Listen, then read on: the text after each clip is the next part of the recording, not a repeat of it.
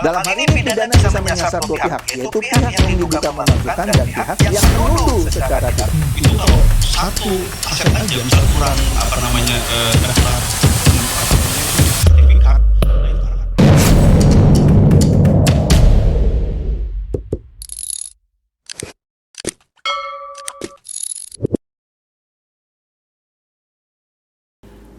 Halo Bapak Ibu, saudara-saudari sekalian, lovers and haters. Salam cerdas Indonesiaku. Jumpa lagi kita pada kesempatan kali ini. Bagi Anda yang belum subscribe channel saya, silakan subscribe channel saya.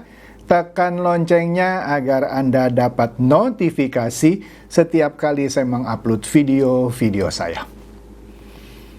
Pada kesempatan ini, saya akan membahas mengenai gugatan kepada Roy Suryo dan kawan-kawan, ya seperti Tifa, Rismon Sianipar, Egy Sujana, dan lain-lain, akhirnya dicabut. Loh, kok dicabut sih? Nah, makanya dengarkan video saya ini sampai habis, supaya Anda ngerti kenapa itu gugatan harus dicabut. Ya kan? Gemes kan? Gemes lah, saya juga gemes. Kemudian ada juga berita yang sebenarnya sudah beberapa hari lalu juga ya, yaitu mengenai Saraswati yang adalah keponakan dari Pak Prabowo mengundurkan diri dari DPR RI. Kalau Syaroni, Uya Kuya atau Eko Patrio cuman dinonaktifkan oleh fraksinya, lah ini Saraswati atau biasa disebut Sarah, dia sendiri yang minta mundur. Otomatis dia enggak dapat gaji lagi dan benar-benar mundur, bukan minta dinonaktifkan. Nah, ini yang perlu dicontoh. Oke, langsung dah kita mulai berita soal Sarah dulu. Kita lihat CNN ya. CNN memberitakan dengan singkat. Nanti saya bahas yang detailnya. Di sini CNN memberitakan bahwa Sarah, keponakan Prabowo, mundur dari DPR. Kenapa? Nah, dia mengupload pengunduran dirinya itu di akun Instagramnya Rabu lalu. Ya, dia menyatakan dia mengundurkan diri sebagai anggota DPR RI kepada fraksi Gerindra. Ya, ntar kita lihat tanggapan fraksi Gerindra ini gimana. Keponakan Presiden Prabowo itu berharap masih memiliki kesempatan untuk menyelesaikan tugas terakhirnya. Dia masih punya tugas, yaitu masih berharap diberi kesempatan untuk menyelesaikan satu tugas terakhir, yaitu pembahasan dan pengesahan RUU Kepariwisataan di Komisi 7. Iya, dia mengundurkan diri tapi minta diberikan kesempatan untuk menyelesaikan tugas terakhirnya ini. Oke? Nah, Sarah di unggahannya di Instagram, dia mengutarakan kenapa dia mundur ya. Alasannya dia bilang karena ini terkait pernyataannya dalam podcast Februari 2025 lalu. Padahal sudah lama loh. Bukan baru-baru ini. Februari. Jadi berapa bulan yang lalu ya? Kita hitung ya, Februari, Maret, April, Mei, Juni, Juli, Agustus, September. Padahal itu ucapan 7 bulan lalu. Yang mana ucapan itu tidak memantik demo yang baru-baru ini. Tapi ini gentle loh. Ucapan 7 bulan lalu yang mungkin banyak digoreng-goreng. Ntar kita lihat ya gimana gorengnya. Padahal dia tidak pernah masuk dalam tuntutan dari mahasiswa untuk dimundurkan atau yang memantik mahasiswa itu demo. Tapi oke deh ya, di sini dia bilang pernyataannya pada podcast Februari 2025 lalu dipotong dan diviralkan Agustus. Waduh, jahat ya. Nah, kita lihat nih potongnya gimana. Jadi dia katakan, walaupun niat saya sebenarnya ingin mendorong entrepreneurship, terutama di zaman transformasi digital yang membuka peluang seluas-luasnya di dunia ekonomi kreatif, saya paham bahwa kata-kata saya telah menyakiti banyak pihak tuh. Aduh, dengan tulusnya dia bilang, itu sepertinya menyakiti, apalagi dipotong, digoreng. Tadi kita lihat ya. terutama yang saat ini masih berjuang untuk menghidupi keluarganya, bahkan untuk masih bisa bertahan hidup. Kemudian hebatnya, dia bilang lagi, kesalahan sepenuhnya ada di saya, meskipun sebenarnya ucapan itu dipotong, dipenggal, digoreng. Tapi dia bilang kesalahan ada di pihak saya. Sebab kalau orang cuma dengar potongan itu, seakan-akan dia jahat gitu. Nah, nanti kita lihat ya.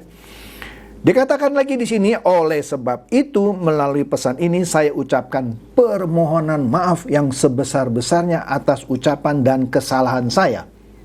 Yang menurut saya seharusnya dia tidak perlu ini. Ya tapi ntar kita lihat ya, kenapa kok dia seperti, ya udahlah itu salah saya gitu. Padahal itu digoreng. Kita lihat ya. Kemudian Sarah mengucapkan terima kasih kepada semua masyarakat di Jakarta Barat, Jakarta Utara, dan Kepulauan Seribu yang telah memilih dan memberikan kepercayaan pada dirinya.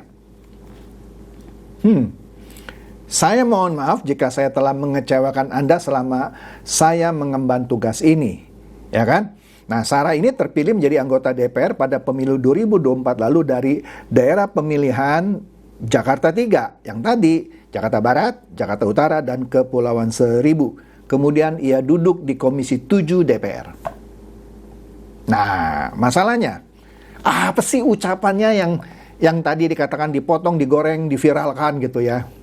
Jadi, dia muncul di podcast YouTube Antara TV yang berjudul On The Record, ya, yang menuai sorotan publik.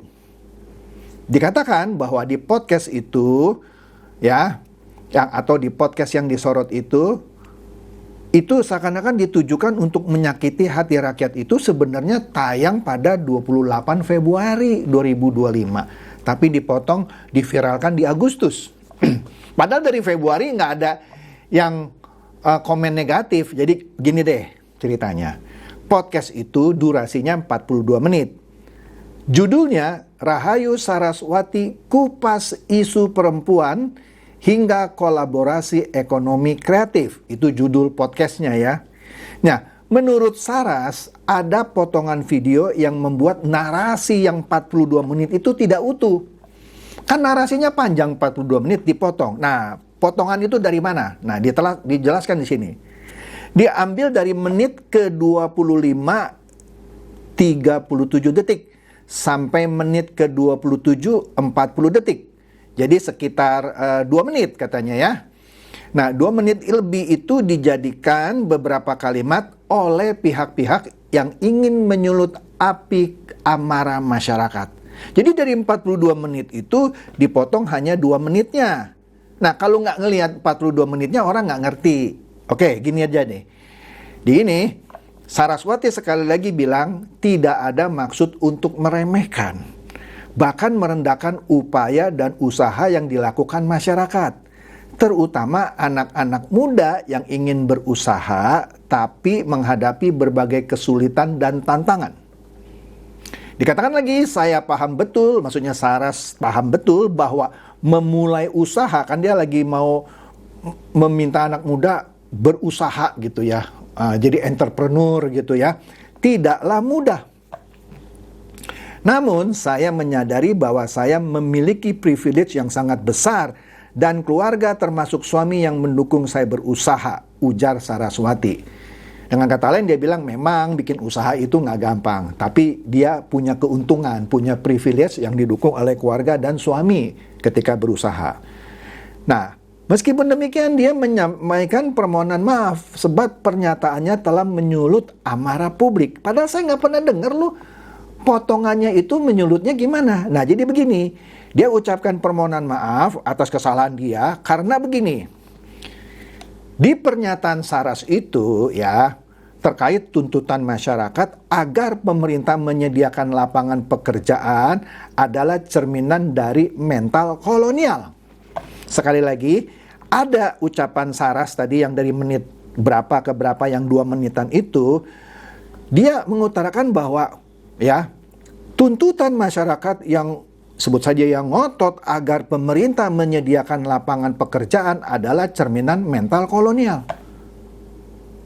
Keponakan dari Presiden Prabowo berpendapat di era modern ini generasi muda seharusnya tidak lagi bergantung pada pemerintah untuk menciptakan pekerjaan, melainkan harus proaktif menjadi pengusaha. Sekarang gini loh, ya kita harus open ya. Saya setuju dengan ucapan Saraswati. Jadi, ya mohon maaf nih ya, jangan dibilang saya ikut-ikutan menyulut emosi masyarakat. Maksudnya Saraswati mental kolonial tadi, itulah yang digoreng gitu ya, seakan-akan ini lo keponakan Pak Prabowo ngatain lo orang mental kolonial. Kenapa? Karena lu minta pemerintah menyediakan lapangan pekerjaan. Gini loh, ini memang sudah sering digoreng gitu ya. Ketika sebuah negara susah orang-orang untuk mencari pekerjaan, biasanya orang menyalahkan ini salahnya pemerintah nih sehingga kita susah cari kerja. Padahal banyak orang yang juga susah cari kerja, akhirnya dia usaha sendiri kan. Dia ngojek, jadi driver ojol, ya kan? Dia sadar bahwa kalau dia ngotot minta pemerintah untuk sediain lapangan pekerjaan, kapan makannya? Ya mau nggak mau dia harus berusaha sendiri ya. Jadi driver ojol, buka warung kecil-kecilan, jualan nasi goreng. Itu maksudnya Saras. Daripada kalian ngotot, pemerintah harus kasih kerja, Anda harus berusaha. Jadi wira swastawan memang nggak mudah. Nah mungkin kata-kata mental kolonial itu yang menyulut amarah katanya. Nah, sekali lagi katanya, kalau masing bersandar kepada sektor-sektor padat karya dan bersandar kepada pemerintah untuk menyediakan pekerjaan, kita masih di zaman kolonial berarti. Seakan-akan harus disediakan pekerjaan oleh pemerintah. Bingung juga ya, pemerintah harus menyediakan pekerjaan apa? Membuka lapangan PNS sebanyak-banyaknya padahal kementerian-kementerian yang membutuhkan PNS sudah tidak perlu lagi, ya gimana juga loh, ya kan serba salah ya. Oke lah, lanjutlah. Yang katanya di mana kita bersandar kepada si raja dan si ratu dan si priai untuk ngasih kita kerjaan katanya. No katanya, kita udah move on dari situ katanya. Bukan zaman itu lagi, kalau waktu zaman kerajaan atau zaman kolonial, priai aku minta kerjaan, raja aku minta pekerjaan. Nah sekarang udah zaman modern, zaman digital gitu. Inilah ternyata yang menyulut kemarahan. Oleh karena itu dia bilang, oke deh, itu salah saya. Padahal saya bilang dia nggak salah banget loh. Tapi oke deh, ya kan? Tapi kan persepsi orang beda-beda ya. Oke. Jadi gara-gara itu dia ngundurkan diri. Wah ini hebat. Dia nggak ikut joget-joget, dia nggak pamerin duit, nggak pamerin jam tangan, nggak pamerin jalan-jalan ke luar negeri. Cuma menyatakan pendapat yang sebenarnya menggelitik anak-anak muda untuk berwira swasta, walaupun tidak mudah. Tapi sudahlah, dia bilang itu salah saya deh. Hebat nggak? Hebat. Oke, kemudian fraksi Gerindra akan menonaktifkan keponakan Prabowo ini dari DPR. Nah, kan dia sudah menyatakan mundur ya, oleh karena itu sekretaris fraksi Gerindra dari DPR, yaitu Bambang Haryadi, menegaskan pihaknya menghormati keputusan tersebut. Ya, dikatakan fraksi Gerindra DPR menghormati pilihan tersebut dan akan memproses sesuai peraturan perundang-undangan yang berlaku. Tentu nanti dicarikan penggantinya ya, PAW, penggantian antar waktu. Sementara menunggu proses, maka saudari Sarah akan dinonaktifkan dari DPR, ya kan? Nanti diproses, kemudian dia benar-benar dikabulkan pengunduran dirinya. Pasti mundur dia. Dikatakan lagi bahwa proses administratif terkait keputusan Sarah tersebut akan dilakukan melalui mekanisme yang diatur oleh undang-undang, ya. Fraksi Gerindra juga akan berkoordinasi dengan DPP Partai Gerindra. Dia akan memastikan seluruh prosedur berjalan sesuai aturan. Ya, fraksi Gerindra tetap konsisten menjaga komitmen kelembagaan dan ketentuan perundang-undangan. Jelas ya? Jelas lah. Saya sekaligus prihatin dan bangga melihat seorang anggota DPR dari fraksi Gerindra ini mengambil tanggung jawab dari ucapannya yang menurutnya bisa melukai orang. Padahal sih menurut saya enggak gitu juga ya, tapi oke deh, saya nggak mau memanas-manasi lagi ya. Nah ini dia nih, berita mengenai gugatan kepada Roy Suryo dan kawan-kawan terkait isu ijazah Jokowi yang dikatakan palsu dicabut. Tapi kita lihat nih beritanya, ex atau mantan Wamendes cabut gugatan ke Roy Suryo dan kawan-kawan terkait isu ijazah Jokowi yang dikatakan palsu. Kenapa dicabut? Jadi begini loh. Dikatakan mantan Wakil Menteri Desa PDTT yaitu Paiman Raharjo mencabut gugatan perdata. Jadi ada gugatan perdata, ada gugatan pidana. Nah, kita lihat dulu nih ya. Perdatanya dia cabut. Ya, perdatanya dicabut di Pengadilan Negeri Jakarta Pusat, dicabut Rabu lalu. Catat ya, gugatan perdata. Nah, tapi ada gugatan pidana, itu tidak dicabut ya. Yang dicabut gugatan perdatanya. Nah, jadi dia mencabut gugatan perkara perdata di Pengadilan Negeri Jakarta Pusat dengan nomor bla bla bla ya. Atas nama penggugatnya itu Profesor Dr. Paiman Raharjo MSI selaku penggugat melawan Profesor Dr. Egy Sujana SH MSI dan kawan-kawan, yaitu ada Roy Suryo, Tiva, Rismond, dan lain-lain. Ya. Oleh karena gugatan belum memasuki tahap pemeriksaan, jadi belum nih, dia sudah gugat tapi proses pemeriksaan tuh belum ada, maka pencabutan gugatan dimaksud dapat dikabulkan oleh majelis hakim tanpa persetujuan para tergugat. Jadi bisa dicabut karena belum masuk tahap pemeriksaan, ya kan? Oke. Kemudian Paiman kan sebelumnya sudah berdamai nih dengan dua tergugat yaitu Bambang Suryadi Bitor dan Hermanto dalam sidang mediasi, sudah pernah saya bahas ya di konten saya sebelumnya. Dia mengaku ingin fokus pada pelaporan pidana terhadap Roy Suryo dan kawan-kawan yang di Polda Metro Jaya. Jadi yang perdatanya di pengadilan dia cabut karena dia nggak mau pusing ada dua laporan ini. Alasannya ini nih, dia bilang alasannya ada dua. Satu, karena sudah ada perdamaian di sidang mediasi, yaitu yang dengan Bitor ya. Yang kedua, ingin fokus di pidananya saja yang di Polda Metro Jaya. Ya, dia bilang, saya ingin fokus kerja karena panggilan dari Polda untuk yang pidana dan panggilan dari pengadilan negeri itu hampir seminggu 2 kali. Mengganggu gitu, mengganggu pekerjaan saya katanya. Jadi lebih lanjut, Paiman berharap Roy Suryo segera ditetapkan sebagai tersangka dalam pelaporan polisi di Polda Metro Jaya. Kenapa? Karena menurutnya nih, Universitas Gadjah Mada dan Bareskrim Polri sudah menyatakan jika ijazah Jokowi itu asli. Ya kalau sudah dibilang asli, baik oleh UGM dan oleh Bareskrim Polri, maka Paiman berharap gugatan pidananya di Polda Metro Jaya itu dikabulkan dan Roy Suryo dan kawan-kawan jadi tersangka. Ya kan?